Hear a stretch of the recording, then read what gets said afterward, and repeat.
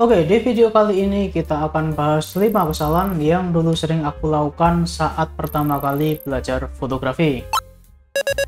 Hai, gimana kabar kalian? Semua fotografer pasti pernah melakukan kesalahan pas awal-awal belajar fotografi.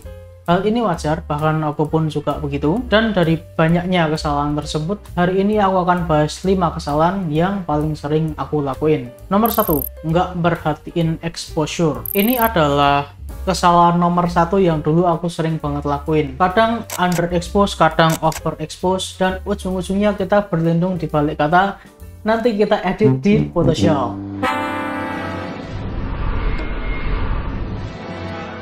Magic. Dan sadar atau enggak, hal ini yang bikin banyak foto yang harusnya jadi momen bagus malah jadi fail karena kita gagal merecovery itu waktu di post processing. Dan efek kedua dari aku nggak merhatiin exposure ini adalah aku jadi sering banget menggunakan yang namanya file raw. Dan efek dominonya, satu, editing kita jadi lama karena kita harus edit file raw. Dan kedua, setiap kali kita hunting, setiap kali kita ngambil foto, filenya jadi segede Ultraman. Makanya sekarang aku berprinsip kalau setiap kali ngambil foto, setiap kali hunting, ya sebisa mungkin kita ngambil fotonya itu seperfect mungkin. Dan setelah menerapkan prinsip itu, aku sekarang jadi udah bisa foto dengan format full JPEG. Aku udah, ya bisa dibilang jarang banget pakai format RAW. Filenya lebih kecil, lebih ringkas, dan kita nggak lama-lama waktu post processing. Yang kedua, takut pakai ISO tinggi. Ini adalah alasan utama aku melakukan kesalahan poin yang pertama tadi. Karena takut gambarnya noise, aku jadi terlalu sering mengambil foto yang underexpose supaya ISO-nya nggak jadi tinggi-tinggi banget. Padahal setelah dipikir-pikir lagi, masih lebih mending kamu dapat foto exposure-nya bagus tapi noise daripada fotomu clean tapi hitam semua. Bener nggak sih? Lebih bagus gambar terang dan nggak noise sih, Bang. Apalagi kalau kalian pakai kamera-kamera yang keluar di atas tahun 2015 ya, jadi 2015 ke atas. Biasanya kamera-kamera ini menurutku udah cukup bagus, sudah cukup canggih buat handle noise di ISO tinggi. Tapi kalau kalian masih ragu dengan kemampuan kamera kalian, kalian bisa ngambil foto dengan berbagai macam ISO yang berbeda. Terus setelah itu kalian masukin ke aplikasi editing kalian, mungkin Photoshop, mungkin Lightroom, dan sejenisnya. Terus kalian coba reduce noise-nya, kalian hilangin noise-nya. Nah, terus dari setiap ISO ini, kalian harus menilai di ISO berapa yang menurut kalian detailnya itu masih usable atau masih bisa kalian pakai. Kalau kalian bisa melakukan eksperimen ini, harapannya adalah kalian bisa nilai sendiri kamera kalian tuh bisa di-push limitnya sampai seberapa. Nah, poin yang ketiga adalah menggunakan shutter speed yang terlalu rendah. Ini sebenarnya kayak efek domino juga dari nggak berani menggunakan ISO tinggi. Kadang kalau kita nggak berani pakai ISO tinggi dan kita pakai lensa bukaannya udah mentok, yang dikalahkan pertama kali adalah shutter speednya. Nah, efek dari kita mengurangi shutter speed ini ya otomatis gambarnya jadi blur, jadi shaky. Apalagi kalau kalian punya tangan yang tremor kayak gini,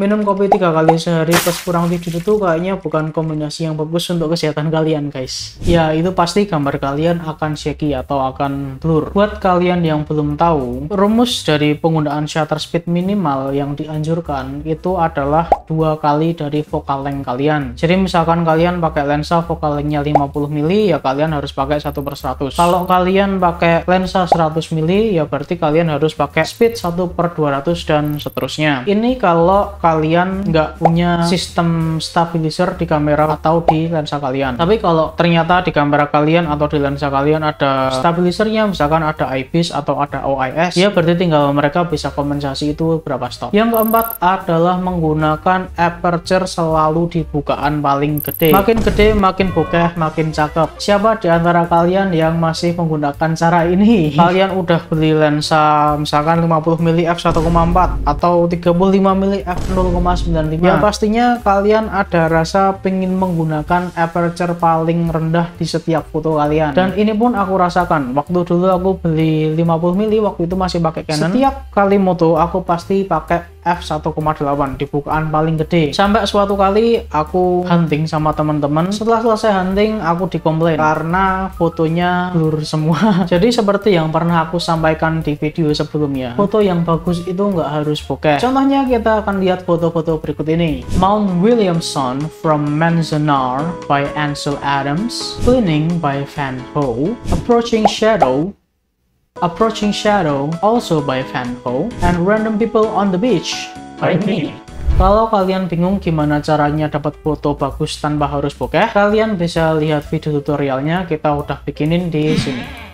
Selain itu, di beberapa situasi kalian emang harus dituntut untuk menurunin aperture kalian. Misalkan kalian baru foto objek yang banyak, atau kalian baru foto grup orang gitu ya. Daripada kalian pakai aperture paling kecil dan berisiko kalian misfokus, ya mending kalian turunin aperture kalian agar semua objek foto kalian in focus. Dan lagi di kebanyakan lensa, kalau kalian turunin f kalian dari bukaan paling gede turun 1 stop atau turun 2 stop, biasanya performanya akan jauh lebih bagus dan lensa kalian jauh lebih tajam. Contohnya adalah lensa TT Artisan 23mm yang kita udah review kemarin. Kalau kalian penasaran detailnya, kalian bisa lihat videonya di sini. Oke, dan yang kelima adalah harus selalu pakai mode manual. Seperti biasa, poin yang paling kontroversial kita akan taruh di paling belakang. Dan seperti biasa, kita disclaimer dulu. Menurutku, kalau kalian mau jadi fotografer profesional, kalian mau belajar foto dengan baik dan benar, ya kalian harus tahu gimana caranya pakai mode M atau mode manual. Bahkan di beberapa situasi, kalau kalian tahu gimana caranya pakai mode manual, bahkan kalian bisa pakai manual fokus atau kalian bisa setting flash yang manual, itu akan sangat membantu kalian, karena biasanya yang manual gitu harganya lebih murah. Tapi menurutku dalam prakteknya di beberapa situasi, di beberapa kondisi, ada baiknya kalian nggak pakai mode manual malahan. Contoh, kalau kalian baru moto event balapan atau kalian baru moto wildlife, aku pribadi nggak akan milih mode manual dengan manual fokus kalau aku punya mode speed priority dan autofocus kameraku bagus, karena aku lebih baik pakai mode ini dan aku dapat momen yang lebih banyak daripada aku pakai mode manual, pakai manual fokus tapi malah kehilangan banyak momen. Jadi mode manual ini menurutku cocok kalau kalian pengen belajar, pengen mengembangkan skill fotografi kalian, atau di kondisi-kondisi yang memang semuanya under control. Misalkan kalian foto produk, menurutku kalian akan menemukan advantage atau keuntungan menggunakan mode manual ini. Tapi kalau di situasi-situasi yang nggak terduga, situasi-situasi yang lebih demanding, ya kalian harus sadar sebagai seorang fotografer bahwa kamera kalian itu memiliki fungsi lain atau memiliki mode lain yang bisa kalian pakai. Oke, itu tadi 5 kesalahan yang dulu sering banget aku lakuin saat pertama kali belajar fotografi. Kalau ada kesalahan yang belum aku sebutin di video kali ini, kalian bisa lengkapi dengan komen di kolom di bawah, atau kalau ada topik yang kalian pengen kita bahas di video berikutnya, silahkan kalian juga komen di kolom di bawah. Dan kita juga punya banyak video lainnya tentang fotografi, kalian bisa cek di playlist kita. Terima kasih sudah menonton, silahkan di like dan subscribe, dan kita ketemu lagi di video selanjutnya.